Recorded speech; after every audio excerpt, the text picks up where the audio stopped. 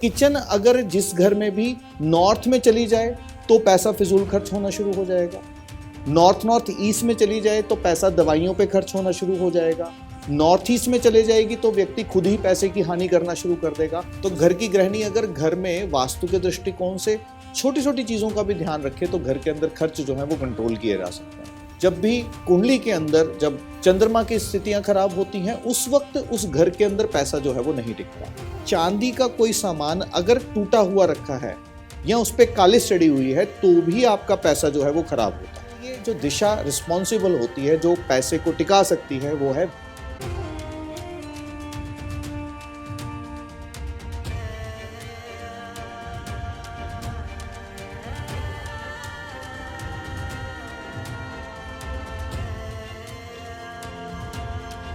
तो आपका प्रश्न ये है कि महिलाएं घर में ऐसा क्या कर सकती हैं कि जो घर के खर्च रुक नहीं रहे वो वास्तु के तल पर कंट्रोल में।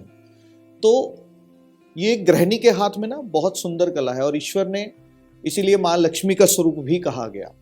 तो घर की गृहिणी अगर घर में वास्तु के दृष्टिकोण से छोटी छोटी चीजों का भी ध्यान रखे तो घर के अंदर खर्च जो है वो कंट्रोल किए जा सकते हैं। सबसे पहले तो महिलाओं को ये बात समझनी होगी कि जब पैसे की बात करते हैं ना तो हम वास्तु के दृष्टिकोण से जल की बात करते हैं तत्वों में, और ज्योतिष के स्वरूप में हम चंद्र की बात करते हैं।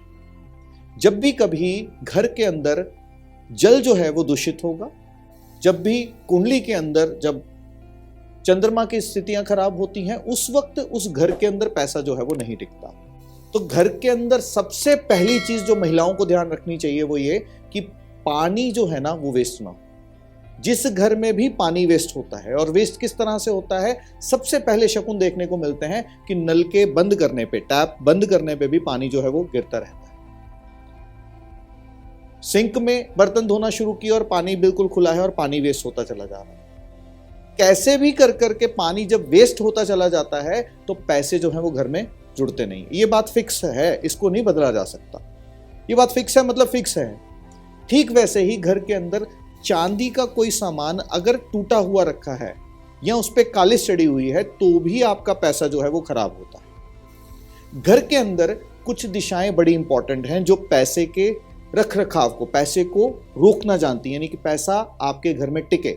इसके लिए जो दिशा रिस्पॉन्सिबल होती है, जो पैसे को टिका सकती है, वो है वेस्ट साउथ वेस्ट डायरेक्शन।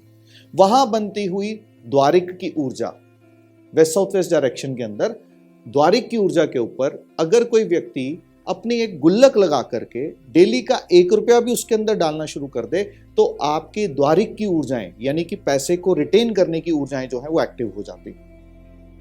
खर्च ज्यादा क्यों बढ़ जाता है? जब भी घर के अंदर साउथ साउथ वेस्ट डायरेक्शन के अंदर जब भी कभी वहां अग्नि आ जाएगी तो पैसा फिजूल खर्च जो है वो होना शुरू हो जाएगा। ये बात पक्की है।